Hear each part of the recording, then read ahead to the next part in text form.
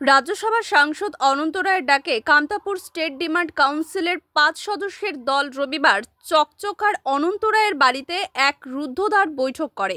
প্রায় ৩ ঘন্টা ধরে চলে এই রুদ্ধদ্বার বৈঠক হয়। কামতাপুর স্টেট ডিমান্ড কাউন্সিলের দলের আইকন জীবন সিংহকে সামনে রেখেই এই বৈঠক হয় বলে সূত্রের খবর।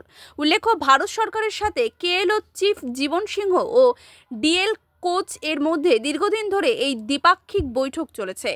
আরও জানা যায়, এই দিন ৭ দফা দাবি নিয়ে এই বৈঠক হয়েছে। কেএসডিসির মূল দাবি হল আলাদা রাজ্য, ভাষার সাংবিধানিক স্বীকৃতি, এসটি জনজাতিকরণ।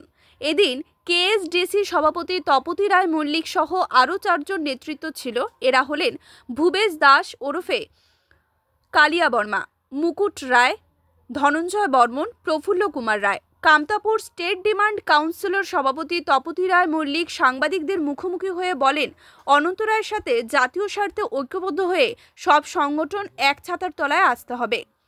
সেই বিষয়ে অনন্ত রায়ের সাথে আলোচনা করা হয় এবং তিনিও সহমত পোষণ করেন।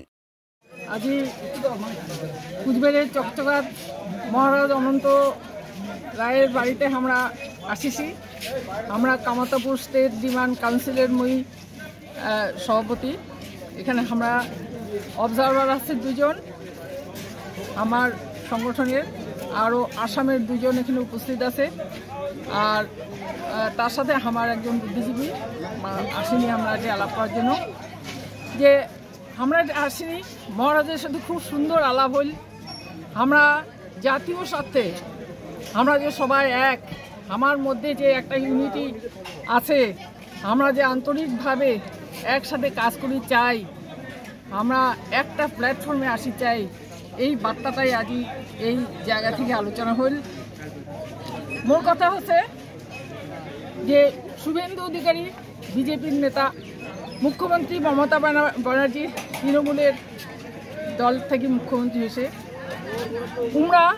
উমার সাথে আমার বঙ্গভঙ্গ করে দিবার না হওয়ার জন্য উমরা একটা প্রস্তাব পাশ করলেন। কি বিজেপি, তৃণমূল, বামফ্রন্ট থেকে শুরু করে সমস্ত দল উমরা যদি একটা ছাতার তলে আসি পারে বঙ্গভঙ্গর ক্ষেত্রে, সেক্ষেত্রে আমরা কেন আসি পারি না? আমরা আজকাল এই মহারাজের এখানে আসে একটা সুন্দর একটা সবার মধ্যে একটা আন্ডারস্ট্যান্ডিং হল, আলোচনা হল।